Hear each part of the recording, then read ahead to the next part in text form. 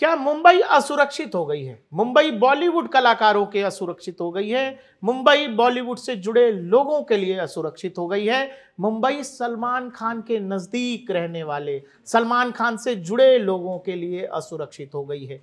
हम ऐसा क्यों कह रहे हैं? हम ऐसा इसलिए कह रहे हैं क्योंकि आपको पता होगा पिछले कुछ समय से लगातार इस तरह की खबरें आई कि जहां लॉरेंस बिश्नोई गैंग लगातार सलमान खान और उनके परिवार को धमकी दे रहा था। फिर अगली बात यह आई कि सलमान खान से जुड़े कुछ ऐसे संगीतकार, गीतकार, उनको धमकी दी जा रही है, जैसे एपी ढिल्लों जैसे सिंगर्स को धमकी दी जा रही है जो सलमान खान के लिए गाने गा रहे थे। और उसके बाद बाबा सिद्दीकी हत्याकांड हो जाता है, जिसमें बताया जाता, सबको दुनिया जानती है कि बॉलीवुड से और सलमान खान से बाबा सिद्दीकी के बेहद गहरे संबंध थे। और उसके बाद से अचानक एक खबर यह आती है कि आधी रात को सैफ अली खान के घर में चोरी के मकसद से घुसा हुआ शख्स सैफ अली खान पर हमला कर देता है। स्क्रीन पर जो ये व्यक्ति दिखाई दे रहा है, यही वो प्राइम एक्यूज्ड है जो बार बार आपको दिखाई दे रहा है कि सीढ़ियां उतर रहा है। और दूसरी तरफ हम आपको सैफ अली खान की तस्वीर दिखा रहे हैं।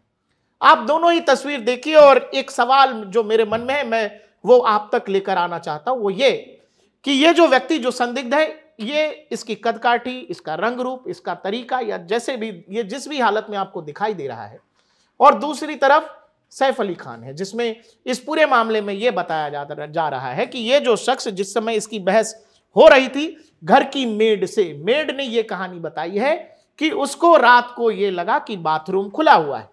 फिर उसको लगा कि संभव है कि बच्चों के कमरे तक मैडम करीना आई होंगी। फिर जब दूसरी बार उसको संदेह हुआ तो वो बाहर गई, उसको वहां यह शख्स दिखाई दिया जो घर की मेड ने बताया है, ये जो सीसीटीवी में दिख रहा शख्स है ये। और उसके बाद वो बताती है कि उसने उसको पकड़ा और 1 करोड़ रुपए मांगे। तो चोरी के मकसद से गया हुआ शख्स अचानक 1 करोड़ रुपए मांगने लगता है। और उसके बाद बताया गया कि फिर बाद में सैफ अली खान वहां आते हैं और बाकायदा दोनों में हाथापाई होती है, गुत्थम गुत्था होता है। देखिए, बड़ी जो पुलिस की एफआईआर में कहानी दर्ज है वो ये कि भाई बाकायदा हाथापाई भी होती है। और ये जो सीसीटीवी में आपको शख्स दिखाई दे रहा है, तो आप देखिए कि ये जो भाग रहा है या जैसे भी चल रहा है ना, इसके ऊपर हमें जो सीसीटीवी कैमरे में जो दिखाई दे रहा है ना, तो कोई खून की छींटें दिखाई दे रही है, और ये बड़ी आराम से अपना बैग टांगे हुए भाग रहा है। पुलिस की एफआईआर में इस बात का भी जिक्र है कि इस शख्स को घर वालों ने बाकायदा गुत्था गुत्थी के बाद इसको घर के किसी एक कमरे में बंद कर दिया गया था। और सैफ अली खान चूंकि घायल थे, उनके गले पर रीढ़ की हड्डी के पास चोट थे, तो वो जो है अपने परिवार के साथ जो है हॉस्पिटल के लिए चले गए। तो हमारे कुछ सवाल हैं दर्शकों, इस पूरी कहानी में कुछ सवाल है जो डीएनपी आप तक लेकर आना चाहता है। सवाल नंबर 1 कि भाई पुलिस ये कह रही है कि पुलिस को अभी तक फ्लैट में जबरन यानी जबरदस्ती फ्लैट में दाखिल होने का कोई निशान नहीं मिला है। मतलब कि अगर ऐसा है, फोर्स एंट्री नहीं हुई है, तो घर में किसने घुसाया क्या? और यह भी बात है, क्या सैफ के घर में कोई ऐसा था जिसने इस शख्स की एंट्री कराई?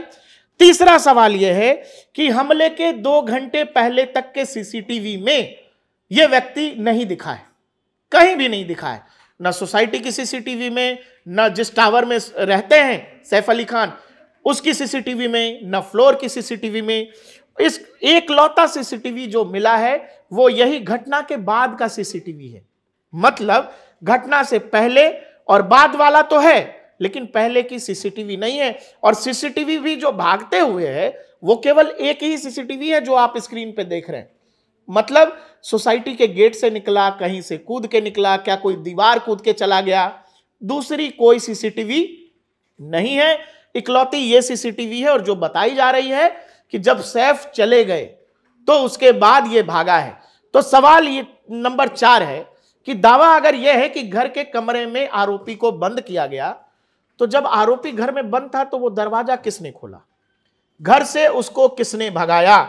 और 5वां सवाल हमारा यह है कि फ्लैट के अंदर क्या यह पहले से मौजूद था? मतलब घटना जिस समय भी रात को हुई, क्या यह ऑलरेडी पहले से उस घर में था और लोगों के सोने का इंतजार कर रहा था? 6ठा सवाल हमारा यह है कि क्या हमलावर घर में मौजूद किसी शख्स को पहले से जानता था? जिस वजह से इसकी एंट्री बहुत आसानी से हो गई। और सातवां सवाल यह है कि क्या चोरी के अलावा कोई दूसरा मोटिव था। देखिए, किसी भी घटना के पीछे जो जांच एजेंसियां और पुलिस खोजती हैं, वो पहला होता है मोटिव, मकसद क्या था। यह जो व्यक्ति आपको स्क्रीन पर दिख रहा है, जिसको मुंबई पुलिस ने अब हिरासत में ले लिया है, इसका मोटिव क्या था। क्या उस घर में वो चोरी ही करने गया था, और अगर चोरी करने गया था तो ये जो 1 करोड़ की कहानी आई है कि भाई रैंसम मनी वहां मांगी गई कि 1 करोड़ देने होंगे, ये कहानी जो है पुलिस के एफआईआर में दर्ज, ये कहानी क्या है। तीसरा, ये लगातार चूंकि डॉक्टर्स कह रहे हैं कि हीरो की तरह एंट्री हुई सैफ अली खान की लीलावती हॉस्पिटल में। वो तैमूर अपने बेटे 8 साल के बेटे की उंगली पकड़े हुए, हाथ पकड़े हुए, एकदम हीरो की तरह गए। मतलब वो नॉर्मल दिख रहे थे, घायल थे, लेकिन हिम्मत के साथ दाखिल हुए।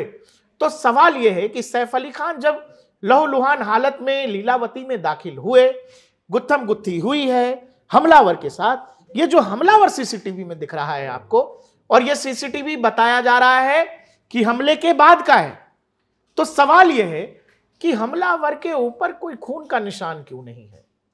मतलब उस तरह की अवस्था जो है, कुछ इसको भी चोट आया होगा, घायल हुआ होगा, चलिए गुत्थम गुत्थी हुई तो खून के निशान वो दिख नहीं रहे।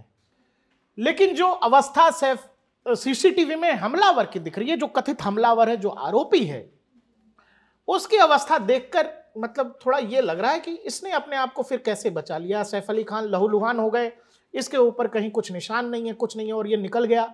और पूरी सोसाइटी में इकलौती सीसीटीवी की फुटेज ये है, ये कहां से भागा, कहां से एंटर हुआ, कुछ नहीं है।